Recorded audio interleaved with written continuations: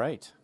I think we've gone live. Made a little mistake there to pop us in prematurely. Let me just get us up running live here. How are you? Hello, hello. Let's try one more time.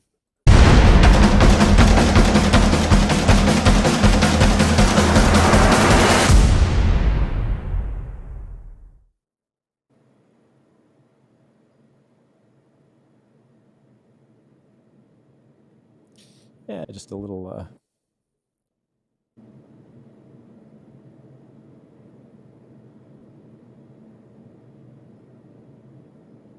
snafu in my software, not going the way I intend it to go. Let's see what's going on. There we go. Okay. Yeah, just clicked a couple of bad buttons. We're up and live. Thanks for sticking with us on that rough entry. We are going to start. Tonight's a big night. We're doing three different games, and we're going to have some content in between the games, so it should be fun. Hopefully you're there with us and hanging out. Ida is here. Hi, Ida. Hi, joining you from beautiful Illinois. Selah is also here. The state capital, land of Lincoln. Oh, hi, Selah. So she can't hear the music tonight, so she didn't know that the show was starting, and she didn't know that we made those mistakes at the beginning. So, but we're running now. So here, off we go. We're gonna get right to the big show. I think we are anyway. So off we go. This is the first game that we're going to play is called a Thanksgiving Trivia. Hi, Mary Lou. Nice to see you. Thanksgiving Trivia. So we're going to start with some Thanksgiving Trivia. You ready for your Thanksgiving Trivia, Ida? I'm ready. Okay. I think there's 6 or 7 questions, so we're going to run through them, see what you can do. We'll start with an example question just so that you can get the idea of what we're doing here. What New York department store established a tradition of Thanksgiving Day parade to celebrate the expansion of their Herald Square superstore? This is an example question. Everybody knows this one, right? I think what so. New York store? So what's the answer there? Macy's. Everybody knows it's Macy's. Yeah, Macy's is the one.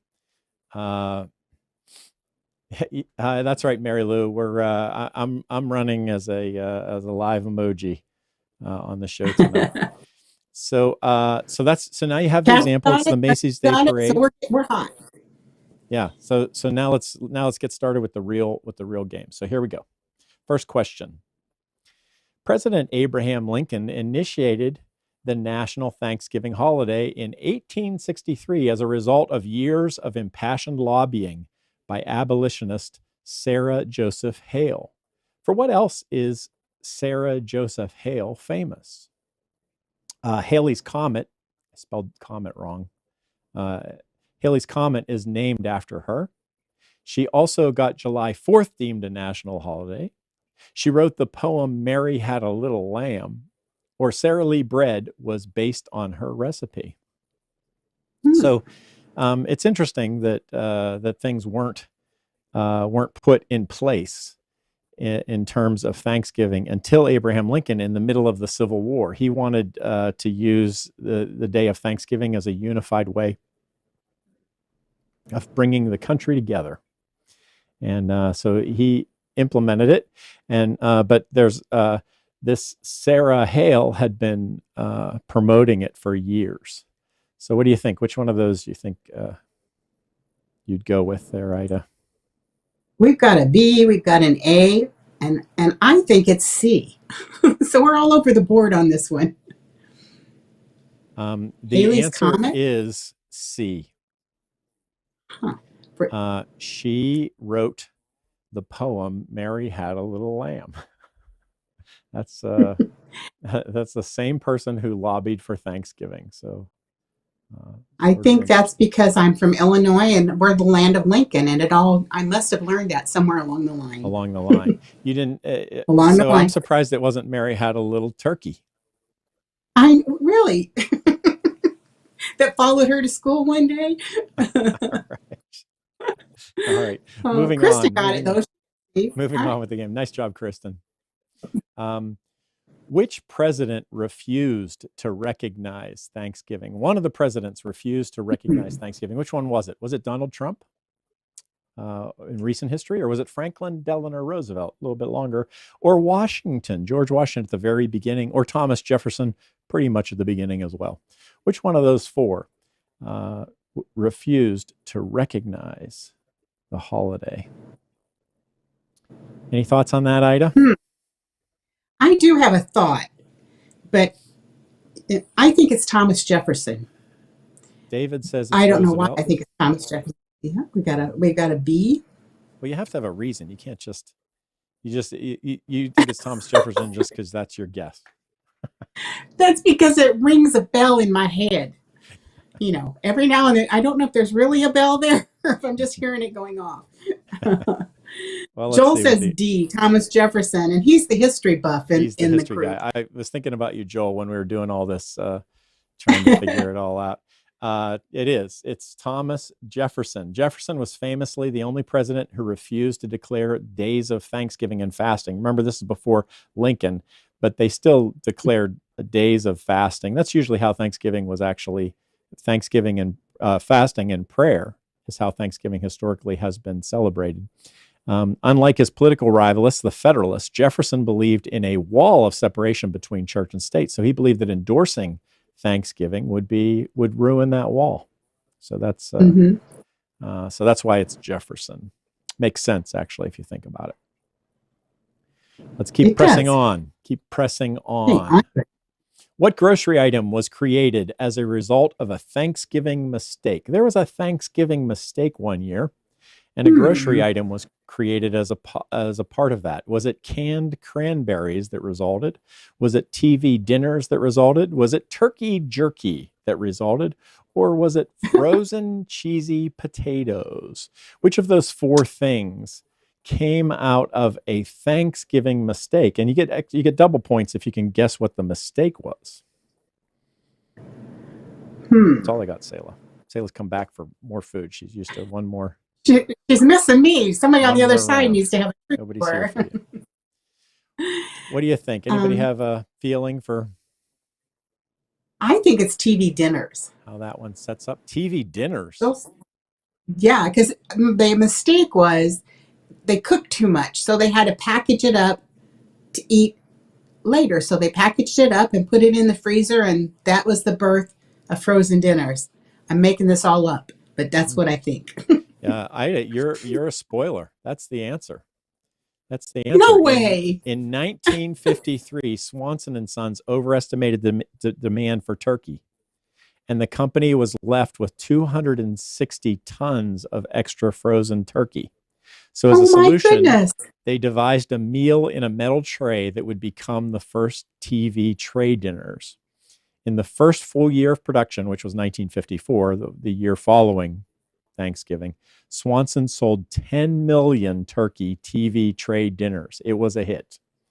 So that's we had several people say canned cranberries was the mistake. Yeah, everybody would like it to be the mistake. That tells us how people feel about canned cranberries. That's right. That's right. No, the other ones were just good estimates to try to throw you off. I thought they might push you in that direction. Nice story, Ida. You didn't even have to do I did all this research for the last 3 months, and you just off the top of your head can just grab it. All right, next question. Sorry about that. Question number 4. I think we've got 7 questions. Number 4. Throughout U.S. history, people provided turkeys to the president for his Thanksgiving meal. You can sort of remember that, right? Around Thanksgiving, you hear about that kind of thing. What animal did Calvin Coolidge receive as a gift that was intended for his Thanksgiving meal? What animal? Was it a gray squirrel? Was it an opossum? Was it a rattlesnake? Or was it a raccoon? Someone sent him one of those 4. The question is, which one was it? Thanksgiving. What sounds like a good Thanksgiving meal to you? Does rattlesnake sound like a good? I guess that'd be like a Western. Not so great. How about gray squirrel? Gray squirrels are tasty, I hear. They are. You have to cook an awful lot Yeah. of them if you're having a big meal. And opossum and raccoon, which Yeah. A which of the raccoon I don't think would be very tasty, but I've heard of possum pie. So, so is possum pie a real thing, or was that just what Granny said on the uh, it was Beverly a real, Hillbillies? I think it's a real thing. Maybe it was in the Beverly Hillbillies. I don't know. Well, it was definitely in the But Beverly I think Hillbillies. David says D, raccoon. So, Raccoon. and yeah, I don't know about raccoon. I'm saying possum. I'm sticking with possum. All right, let's see where we are. The answer is raccoon. What a The smart guy that David. the Coolidge family, of course, didn't eat it. They adopted it as a pet and named it Rebecca. Rebecca the raccoon. And Oh, there you can see a Rebecca raccoon. picture of Rebecca. I like that answer so much better now that they didn't eat it. The Mississippi man who sent it, though, said that raccoon was toothsome. What do you think of There you that? go. You sort of would, Toothsome. it's a stereotype type, but we would have expected it to come from Mississippi, wouldn't we? Well, you eat what's there. Yeah, I suppose so. I wouldn't want to eat a raccoon. I'm not for raccoon as livestock. Okay, question number 5. What's the origin and Okay. meaning of the term Franksgiving? Franksgiving. Is it the tradition of watching horror movies after the Thanksgiving meal, which originated in the 1970s? Or is it Franklin Roosevelt's attempt to make Thanksgiving 1 week earlier to lengthen the shopping season? Or is it the practice in the Northwest of stuffing a turkey with hot dogs in order to keep the turkey moist? Or is it Gen Z people lobbying others that we should use Thanksgiving to tell people how we really feel? Franksgiving. I think those are all pretty good ideas, actually. Uh-oh, lost you, Ida. This one's really hard. So David's saying A, and we've got a B. I don't have a clue. Well, you got to weigh in with your guess so I can put the answer up. Okay, I'm saying C, stuffing a turkey with hot dogs. That makes Franksgiving. Sounds like a good idea to you. No, actually, it's Franklin Roosevelt attempted to make Thanksgiving 1 week earlier to lengthen the shopping season. He felt that Thanksgiving was impacting the shopping season. And there was a huge revolt in the country over it. There was great people upset. Actually, there were public people who were calling him Hitler over this event. Then afterwards, Congress, during his presidency, Congress officially moved Thanksgiving to the 4th Thursday of November in 1941, where it's remained ever since. It was the last Thursday, and they moved it to the 4th Thursday, which isn't much different, but slightly different in some years. We had several people got B, so they're on it. We've got history buffs in the audience. Everybody knew so that that's Franklin great. Roosevelt was the origin of that. Let's go to the next I don't know. question. I thought you stuffed a turkey with hot dogs. Well, try it out. See how it goes. That would be like not turducken, but turdoggin. Yeah, turdoggin. There you go. Up until 1932, what was done with the Macy's balloon after the parade ended? So if a Macy's, Macy's is famous for having the parade, and they have balloons in the parade. What did they do with them until 1932? They were sent to Disneyland, where they were featured in the Christmas parade, or they were made into dresses and slacks and sold at a premium, or they were filled with whipped cream and used as a playground item in Central Park, or they were released into the air. All logical things to do with giant balloons, I'd say. Right. Which very logical. Well, my guess. Oh, Mary Lou is weighing in on the timing of Thanksgiving. Yeah. She thinks it should be earlier to celebrate the harvest. That makes sense, doesn't it? That wasn't FDR's reason, though. No. But back to question number 6. What's your What's your I view think on they this were one? sent to Disneyland. Going to 1932. Wait a minute. Disneyland. They can't be 1930. Oh, up until 1932. I don't think it can be A. When did Disneyland start? That would be an 1950. important question, wouldn't it? I think it was 1950. Um, hmm. John says A. John's saying Disneyland. Hmm. Huh. All right, weigh in. I'm going to give you the answer. I'm going to say D. Released into the air. That's exactly what happened to them. Macy's offered $50 reward for those who found the deflated balloon and returned them. Unfortunately, it was a bad idea because the giant balloons were a hazard and they would burst after they cleared the skyline, and they would cover over buildings and roadways and cause all sorts of havoc, be stuck in trees, and so they ended the practice in 1932 of just letting them go. But that's Wow. what they did. They just sent them off into the air, those big giant balloons, which would be sort of fun. It would make sense to share them at Disneyland if only Disneyland had been built before 1932. Yeah. Okay. That's the end of our game. It's the end of our first game. How about Oh, that? good job, everybody. Did you enjoy the first game? It was hard. Is the second one going to be easier? Yeah. Yeah. Actually, the first one is Okay. sort of the most cerebral. I think they do get much easier after that first one. So We're on a roll. This just warms us up. We're ready. all right. So I just want to tell you a little bit about Thanksgiving while we're sort of all hanging out together. Because I did do a good bit of research on Thanksgiving.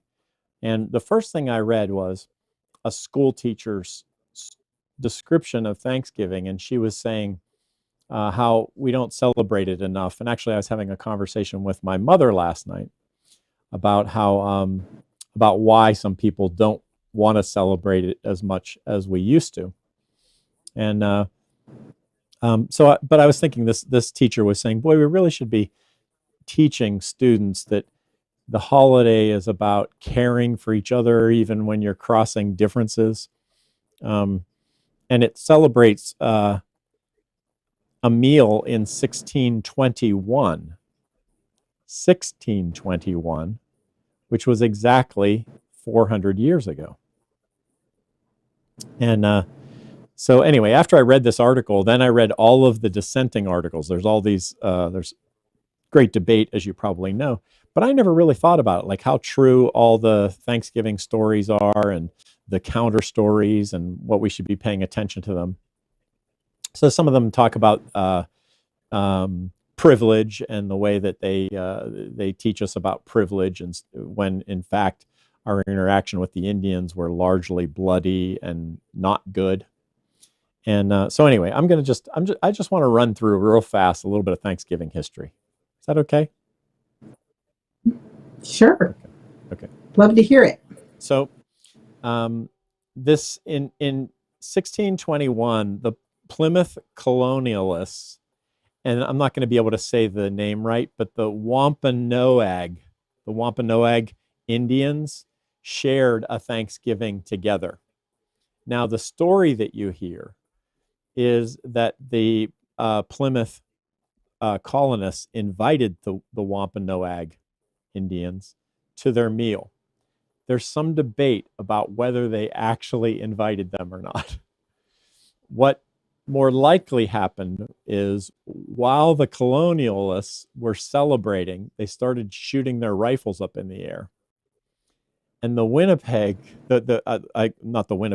Wampanoag Indians thought maybe this was a declaration of war happening. They had had a lot of bad experience with colonialists in the past. And so even though they had an agreement together, they were worried. So they showed up with 90, the head guy showed up with 90 warriors, not women and children, all men. And they showed up to be able to handle whatever the situation would be either way. And it turned out it was a misunderstanding, and the colonialists were like, no, we were just shooting our guns up in the air because we're celebrating, because we have this great harvest of food. So come and join us. And they didn't just sit down for a meal. It was a 3-day event. And so it lasted 3 days. And probably some alcohol helped ease the tension between the two groups. But they definitely went out and they shot game fowl. It says that the colonials went out and they were able to shoot enough game birds. It doesn't say turkeys, but it probably was turkeys. All the historians I read, they say, there's no evidence that it was turkeys. Seems to me likely that it was turkey, since turkey is in the United States, but it could have been anything. Could have been any sort of fowl. But they shot enough fowl in the very first few hours to feed everybody for a week. Then after the Indians got there, they went out and they shot 4 deer. So there was a big party going on. But the setup to all this is the Mayflower had 102 passengers, and after they crossed the ocean for 66 days, more than 2 months, they dropped anchor near Cape Cod, and which was north of. They were trying to go to the Hudson River, but they were real far north of where they were actually trying to get. And then they crossed over to Plymouth, basically from there. And that first winter, when they arrived in September. Or I mean, they left in September. They arrived 2 months later.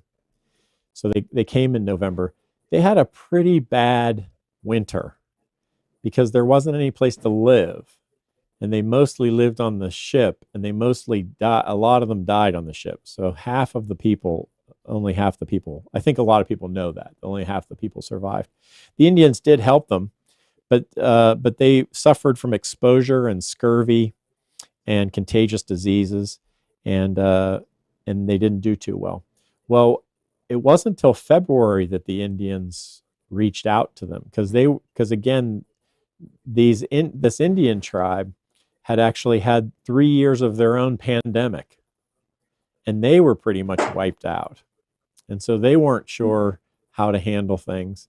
And they even had competing Indian tribes. We always think of Indians as one thing, but that's not how it works. Indians are different tribal groups. And so before colonials showed up, the Indians were like, well, there's all these different groups around, of other Indians. So they didn't think of Indians as one thing. They thought of their own tribe as one thing, and then competing tribes. So then, these Europeans showed up, and that was even more complicated. Then the Europeans captured some of them and took them as slaves over to Europe. And so Indians were taken. So there was a lot of sort of brutal stuff. So all of this went into the pact before this happened. So there was a pact that lasted 50 years between the Wampanoag Indian tribe and the Plymouth settlers. And that was something to celebrate. Lots of people want to say, well, let's not make it too idealistic, because 50 years later, there was a big battle and the two groups fought. But it did start off on good terms, and there was this 3-day celebration. That's what we look back to. You can sort of trace that whole story back to Kennedy, to John Kennedy. He told that on a Thanksgiving Day, that story. And that's really when the whole Plymouth Thanksgiving meal entered our vernacular and our system. So that's when we started this idealized sort of meal that happened, where they sat around and ate turkey in nice dress. Another little piece of trivia, they didn't use forks because there were no forks brought over till 10 years later. So they used spoons and knives to eat there. So if you really want to have an authentic Thanksgiving meal, you got to eat it with no forks, just spoons and the like. So the Indians did teach them how to grow corn, although in fact the Europeans ended up not growing corn the way the Indians taught them. The Indians taught them to do it like in clumps, and the Europeans did it in rows, like we do on farms today. And they also taught them how to extract sap from maple trees, how to fish in the rivers, and which plants were good for eating and which ones were poisonous. So there's no doubt the Indians reached out and helped out the colonials in the beginning, and there was this relationship, but it was not fully trusting. It was a very careful relationship. If you get a chance, go to history.com, Google it, and look it up. There's a lot of really interesting stuff about Thanksgiving. But I wanted to sort of give you my view of Thanksgiving and our myth, which isn't quite true, but it's got some true elements in it.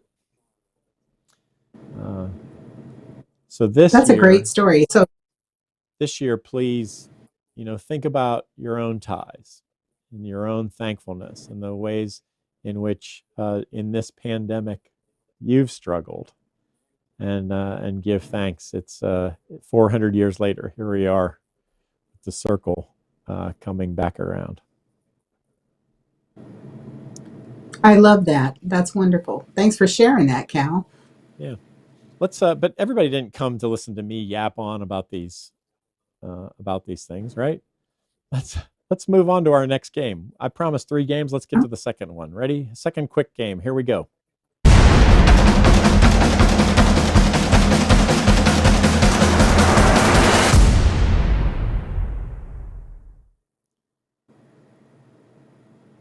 All right, game number 2. This is the consecutive letters game.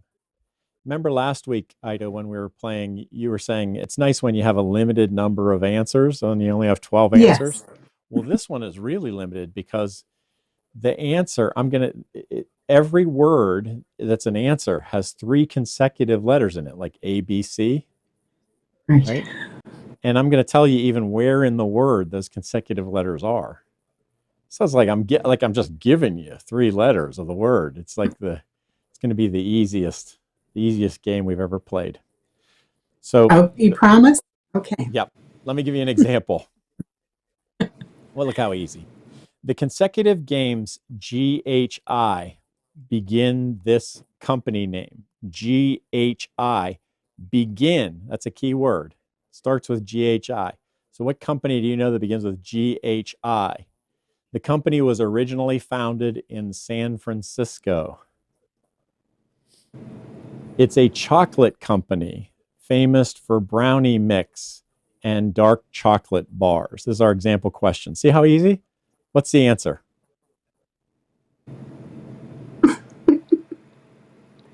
I think I know it. Yeah, what is it? I think it's Ghirardelli. Yeah. Ghirardelli chocolate. See, GHI right there at the very beginning. All right. So all the words are going to be like that. They're all going to have consecutive letters, and I'm going to tell you what the consecutive letters are. All right. So you think you can do it? Okay. I think we can. Same kind of thing. Multiple clues. See how early you can get it as I walk through the clues. Here we go. Question number 1. The consecutive letters DEF begin this word. It's a word that begins with DEF. It's an action or a process. DEF, an action or a process that starts with DEF. It's an action or process of stating the meaning of a word. What's your guess? It's a word. You know, Ida? I think I know it. Well, let's Joel says it's define, and I think it is too. Define. Yeah. See how easy? DEFINE. Define. Nicely done. Nicely done, y'all. Good. Good pickup there. There aren't very many. There aren't very many of these words. There's only there's less than 100, as far as we know. There's not a ton of them, and most all of them actually are have STU, or I forget what the other one is, but there's 3 sets that that have most of them. So here we go.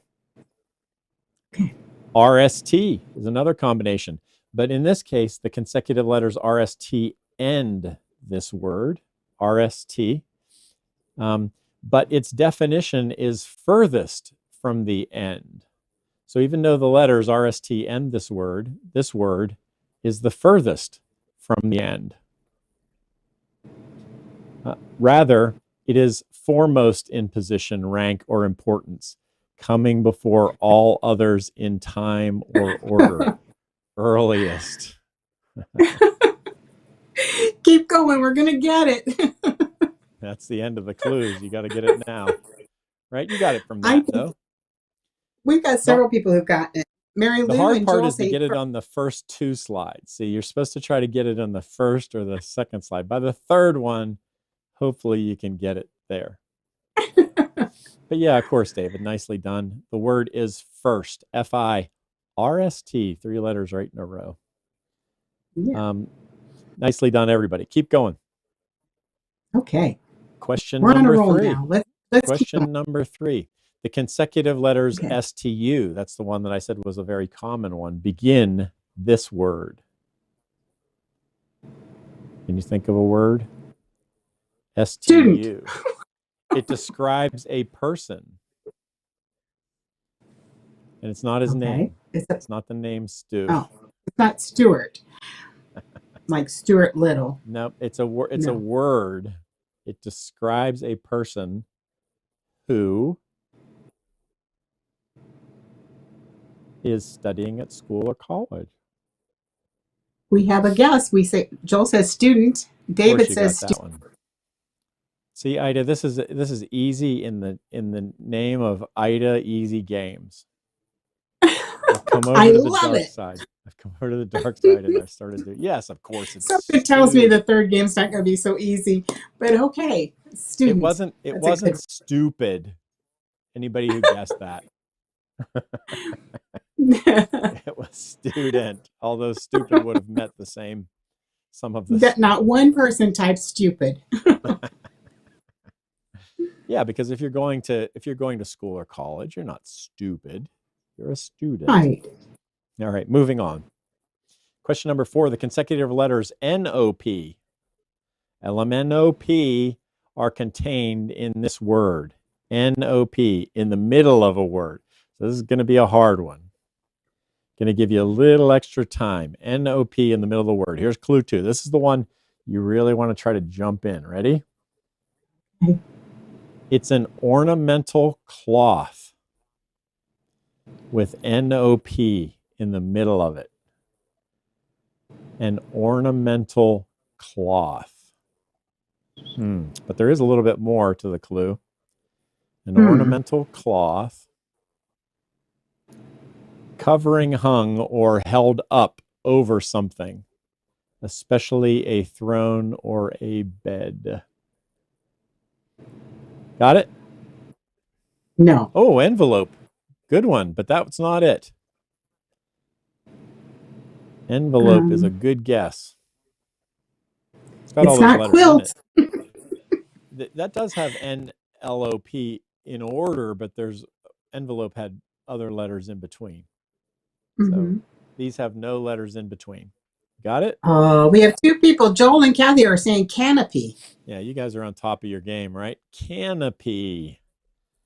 Canopy is the N-O-P. All right, let's keep going. Okay. Kristen and Mary Lou got it too. Consecutive letters, F-G-H. F-G-H. This is a tough one. Are contained in this dog name. F-G-H. Contained in this dog name. Not like Fido. I don't mean a name that way. I mean a breed. In this dog name. F-G-H. And it's contained. So it's not at the beginning. It's not at the end. Often pincher. Something like that. It's a type of dog in the hound family. in the hound family. Would it help if I said that it had long hair? How about if I say it has long, silky hair and it's named for its country of origin? FGH. Anybody got it? It's a tough one. Did you get it? Nobody's getting it. Long, silky hair. Oh, you're gonna be mad if I show you and you didn't guess it. Go, There we Gage. go. Afghan. Yeah, that's Joel it. says Afghan hound. That's it. Oh, wait. An Afghan hound. Yay, Can you picture okay. an Afghan hound? They're really elegant, sleek dogs. I wasn't picturing it, obviously. You don't know that one. But now that you said it, I do.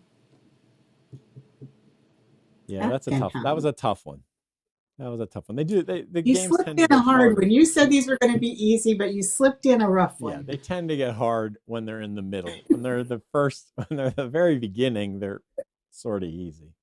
All right, let's move on. It's much easier at the beginning. Let's move on to number 6. The consecutive letters STU begin this word. I might have made a mistake on this, so because I don't know what this one is. So hopefully it's even a surprise to you. Yeah, hopefully I've not messed it up. Oh no, nope. I know what it is. Okay. Stupid. It is a side dish. Oh, I know what it is. Yeah, think about the show. What are we doing here? Right. It's Thanksgiving, isn't it? It's a side dish that's typically part of an American Thanksgiving meal. Of course. Come on. It's stuffing. Stuffing. How about that? We got STU. So stuffing is one of the words. We had a Thanksgiving word that shows up in the. Pretty good. That's the end of our game. That's the end of our third game. Whew. All right. Our second game. Second of 3. We got one more coming. It's a big show. Okay. But before we do the next game, we want to move to the joke of the week. Not the joke of the week, to the saying of the week. Ida, and this is your cue to take charge. Okay. Because this is Thanksgiving week and we all have so much to be grateful for, and we need to remind ourselves of that every now and then, I chose this quote from Erica Lane. Begin and finish your days with thoughts of gratitude. These first and final moments set the tone for many minutes that fall in between. So if you think about it at the beginning of the day and the end of the day, it sets the tone for your whole day.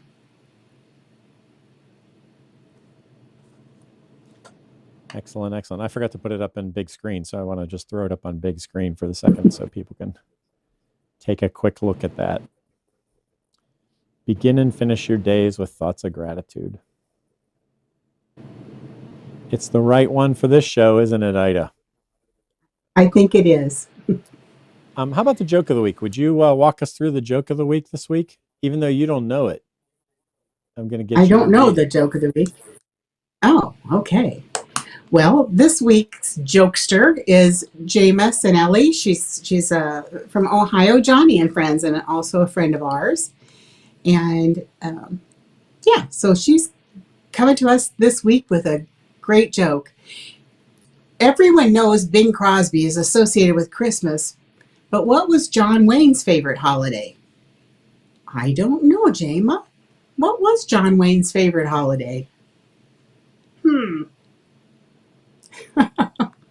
It's Thanksgiving, Pilgrim. How was that?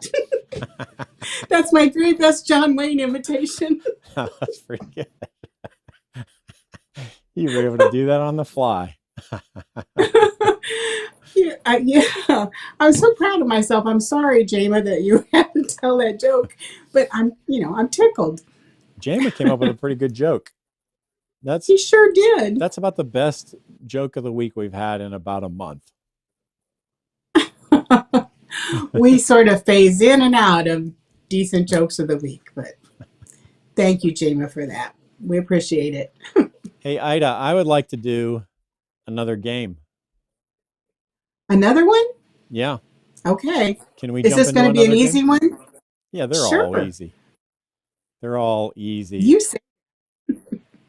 Okay, off we go into the next game of this extravaganza. Okay.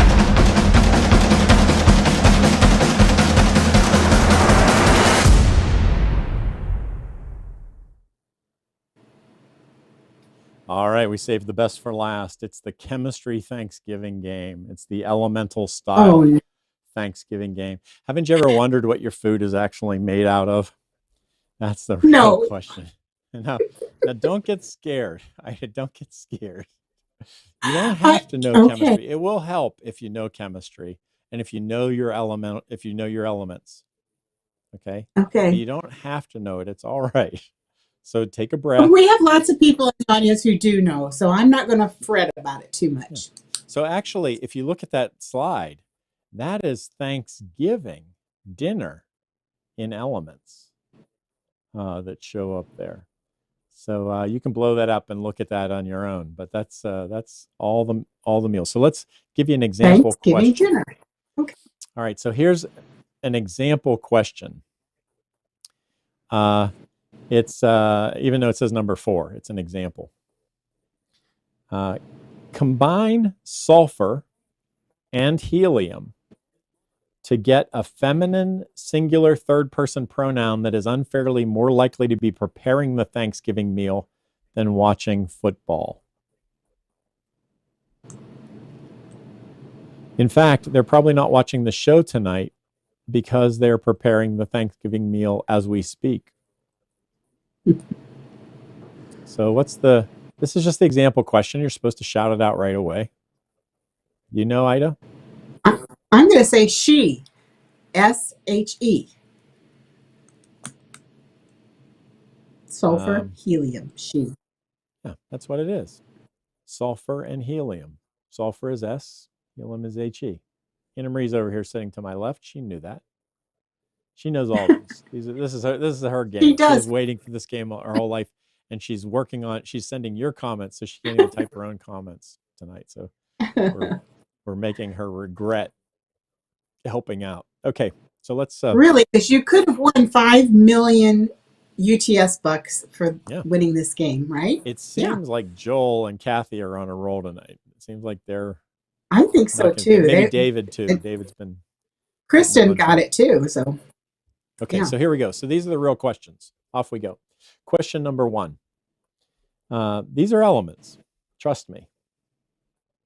Okay.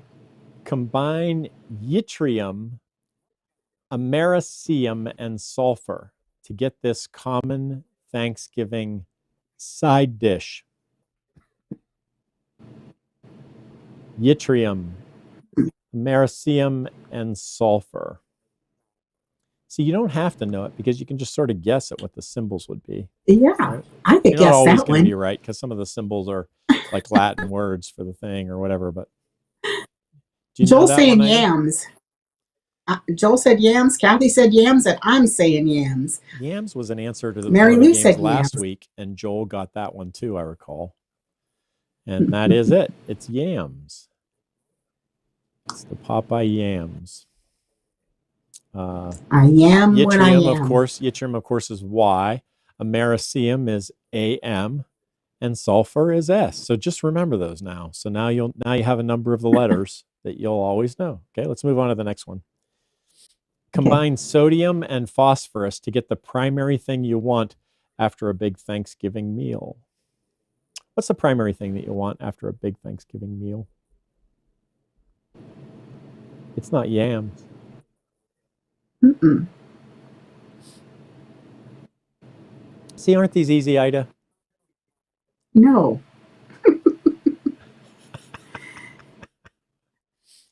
Sofa. No. What's the sofa? That's a good guess.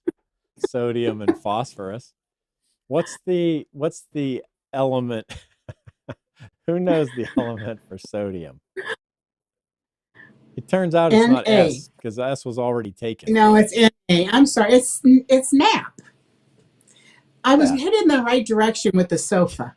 You And I were. forgot about sodium being Na. That's it. Mary Lou got Everybody. nap too. Yeah. There you go. All right. Moving on to question number 3. Question number 3. Combine calcium, potassium, and a single electron. This isn't an element, it's just an electron. Calcium, potassium, and a single electron to get this dessert that is less emphasized at Thanksgiving in lieu of pie.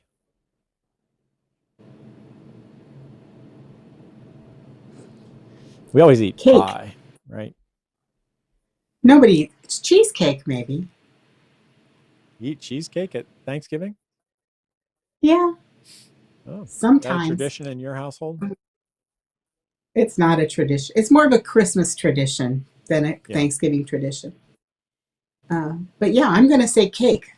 There's a number of desserts I don't think you drink. Do you eat ice cream? I eat cookies a lot at Thanksgiving. And I eat No. pie. No? It's usually pie. It's just all pie. Yeah. But cake is the one. Kathy says It is. cake. Mary Lou says cake.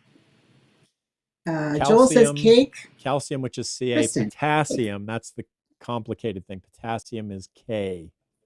And a single electron is your E. We need to sneak an E in there. How about question number 4? This must be easy, Cal, because people are getting it. We've got some jumping smart on? people out in our. All right. That's Well, right. here's one's not quite so easy. Uh-oh. Combine I titanium, spoke too nitrogen, soon. titanium, nitrogen, yttrium, as well as oxygen, nickel, oxygen, nitrogen, and sulfur to get this less common but still traditional Thanksgiving side dish. You got that one? It's got a lot of ingredients in it. Doesn't sound as appetizing when you say it this way. It does. Titanium, nitrogen. And yttrium. As well as oxygen, nickel, oxygen, nitrogen, and sulfur. You get that one, Anna Marie? Anna Marie doesn't even hesitate on these. She knows these. Tiny onions? Tiny onions. That's it. Tiny onions. Is it really? Yep. Okay, that was really just a guess. I had no idea. Titanium is Ti. Yeah. And nitrogen is N and yttrium is Y. We've already gone over yttrium being Y and sulfur being S. Tiny onions. Right. So it was just simple. Tiny onions. I got tiny, and the only thing the word that came after that for me was bubbles. But I knew you couldn't eat tiny bubbles, so there you go, tiny onions. Yeah, probably not what we were going for. Okay, we still have a couple more. No. Okay. Next, combine sulfur, oxygen, uranium, and phosphorus to get this dish often made from leftover turkey stock.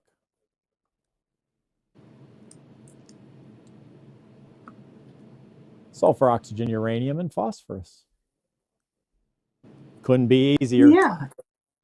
I got it. I think it's the ever famous turkey soup. Sorry. Everybody needs some turkey soup it's so much better than the 4-day leftover turkey. You need to make some soup to make it palatable. I agreed. After half a week. How about number 6? Number 6 is crazy. You ready for it? Combine a negatively charged particle symbolized by Ta minus, a backward ruthenium element, potassium, a single electron, and a yttrium element to get this most common Thanksgiving dish. I had to work on this one. Cal. A What would negatively your guess charged be? turkey. No. That's my guess, turkey. Well, what would you say? Tau minus is? So it's a T. And what's a backward minus the ruthenium A. element? T-U, I don't know, R-K-E-Y, No, but you got it. You turkey. got it. I had to have turkey in there. See, but I had to put the Ruthium backwards to get the turkey. So That is really grasping for straws, Calvin. it's a Thanksgiving But show. I I'm had to telling come you, up with Thanksgiving words. lots of people got it though. Yeah, of So course. It's yeah, very straightforward. I think there it is must one be more. easier to them than it is to me. It sounds very daunting to Ready for me. one more Thanksgiving item? We'll end with this one. This is a sad Okay. thing, but this is the end of this is our third game. Combine Oh, cobalt and tungsten to get the farm animals that are spared at Thanksgiving because turkey provide 88% of the main dishes served on that day. Cobalt and tungsten.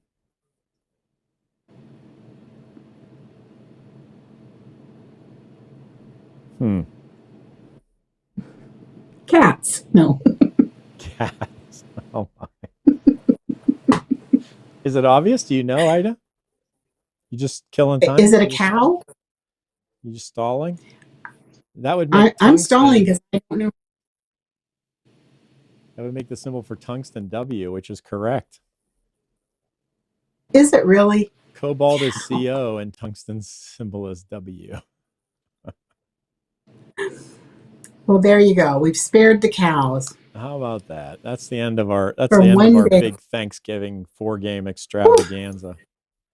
That's But more wait, thinking than this old brick could do in a day. there's still more to the show, of course, though, because we have to talk. Now we can just have a little chat amongst ourselves. Sounds good. What do you have to say? So I'm interested. I wanted to say, how do you like our 3-game short, fast? So part of the idea of this game, is of this show approach is this is what we're planning to take down to the library. And this questions go by much faster. So you still have time to guess and get your answer in. But we're not meandering through the answers. So we played 3 games at a time. We usually play 1. And the benefit for us is we're going to be able to take the show and not only put up an hour-long show, but we'll be able to put up 10-minute shows of the different sections. And we think people will be more likely to want to watch a 10-minute game show than an hour-long game show. Mm-hmm. So that's the theory, to help us get a bigger audience without sacrificing the show. We can still we're still 54 minutes. We've been broadcasting for an hour and 2 minutes, including the intro. So that's our new approach. And we could do interviews and things like that in between the games. So where I did my little history lesson, that's when I was thinking about you, Joel. I was thinking, Ida, why didn't we just have Joel do the history lesson on Thanksgiving? I'm telling you, why don't we? Isn't he like right in the other room? He could have just come on and He's corralled the dogs so they don't bark.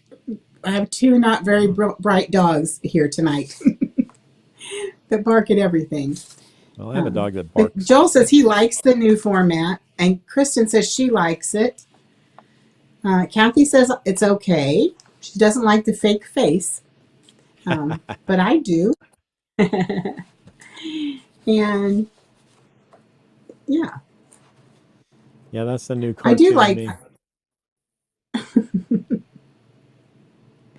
You look like you belong on Ratatouille. Do you think I should have a rat on my head? I think you should have a rat on your head. Next week, we should find a rat. So, but here's the thing: I can't put a rat on my head, but I can put a cat on my head. A cat?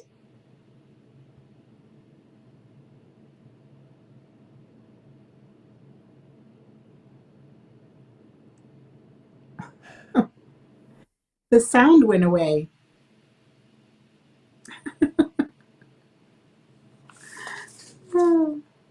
What sound went away? Well, now I can hear you. Well, I wasn't But saying for a while anything. there, I could. I just put a rat on my Oh, head. a cat on your head. Well, it rhymes with a rat. Do you have any Yeah. shout outs, Ida, or anything that you want to I do. shout out? There's several people with birthdays this week. And also, I just learned that Nate Copeland's second daughter got engaged, so he's gonna be marrying off his second daughter soon. Oh my goodness. So congratulations to the Copeland family. Uh, the 24th birthday is Kent Tarot, and on the 25th, Jameson Ellie, who was kind enough to do the joke of the week this week. It's her birthday on the 25th. Also, Mary Beth Rousey, Maggie Martin on the 27th, Sharon Miller on the 28th, and on the 30th, our good friend Stephanie Hubach. So happy birthday, everybody. I want to shout out to Ellen Heiser. I'm not sure if I got her or not last week. I think we did mention her last week, but it doesn't hurt to do it again. So happy birthday, Helen. Is that right? Yeah, Ellen Heiser. And Ellen Heiser. And did you say Stephanie Hubach? I did. Okay, I missed it. Sorry. But I see a bunch of good ones coming up. Yeah. It's going to be an exciting month. Lots of birthdays in December. Not so many in October. Kristen, happy anniversary. Yeah. Happy anniversary on our dad's birthday. That's Friday night. It's a good night to be up to some stuff. That's right. We're probably going to move the show first of the year over to Friday night. So at least that's what I'm working on. But we're going to be Wednesday night until then. So so you can keep your own schedule straight that way. We'll be every Wednesday night, even when Ida's out of town, and we're going to keep working on the show. The cartoon face and the game, you can see everything sort of shifting toward our new show that we're planning to launch in a few. But we're slowly rolling it out, like we're letting you see behind the scenes on it. So if you remember last week, for instance, the voices were out of sync, and they were. I can't even watch a show like that. That was terrible. So thank you all for sticking with us and watching. Hopefully my voice is in sync right now. But we'll go back and review it and see if it is, and see if we could tweak it a little bit more. The cartoon character actually has a slightly different voice sync than the regular shot. So that's one of the reasons why we wanted to do the cartoon character, so that we could get the synchronization right here. The other reason, Ida, was I actually wanted to play a cartoon game. Oh, okay. So maybe in the future we'll play a cartoon game, because the game that I had in my mind was the answers would be cartoons that you watch around the holidays. Oh, or okay. Maybe movies or shows, or television shows or movies or cartoons. I don't know which, but I was thinking about the Charlie Brown Thanksgiving. Yeah, it sounds fun. It's a good one. I want to remind everybody that Giving Tuesday is next Tuesday, November 30th, and would encourage you to think about any organization you feel you'd like to support. It's a good time to do it on Tuesday, Giving Tuesday. There'll be some opportunities to donate on Facebook and, of course, other places. And it's not just to donate money. It's choose an organization you feel worthy and donate. How you say it so much better, but your voice and your resources and your time. It's always appreciated, and it's a good time of year to remember the things we're grateful for and to support them. Yeah, and if you want to support Uniquely the Same, we are going to raise money basically through our organization out to Hope Served. I'm going to put a post out. Other people maybe will put posts out for Uniquely the Same itself just an internal one, but I'm going to put one out for our helping out with the work in Lancaster. So we got some news on the firehouse. We're still trying to figure out exactly what that all means, and we'll have to talk about it and meet. But we didn't win the firehouse outright. It looks like there's still more to the process, is the way I understand it. And so we're gonna keep working on that. But regardless, Hope Served is going to start to put some housing solutions together, and so we are raising money for that. Kelly Harnish already has a Hope Served Facebook one out there, which the money comes through. All of the funding comes through uniquely the same because we're the 501c that's in place right now for those needs. So yeah, but it'd be thinking about maybe putting your own out there for some organization that you love and want to support. And it is a good day to raise a few bucks or throw 10 or 15 or 20 or 100 or $1,000 at somebody's fundraiser.